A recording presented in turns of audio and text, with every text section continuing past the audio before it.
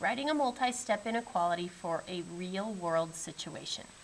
So our situation here says Kareem drives a truck for a soft drink company. His truck is filled with 15-ounce cans and 70-ounce bottles.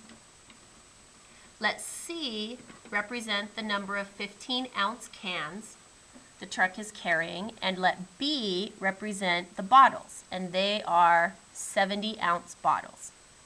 Suppose the truck can carry at most 6,000 pounds. Now, there's a couple of things here. This phrase is critical.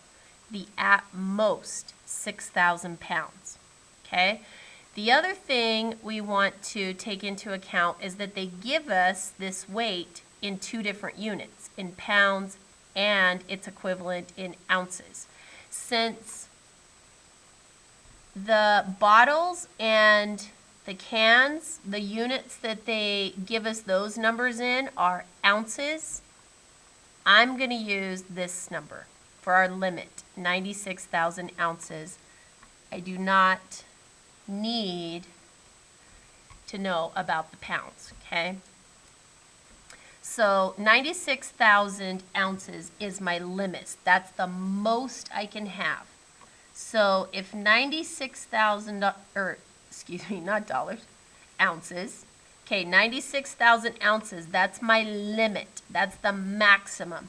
That means my weight has to be below that, okay? That's my maximum or my limit. So I know that when I set up my inequality, my combined weight of the cans and the bottles is going to be less than 96,000 ounces, okay? My weight has to be on the less than side over here. My 96,000 is on the open end of my inequality symbol, or the greater than side, because this is my maximum, the most it will ever be. So then I just need to fill in an expression over here.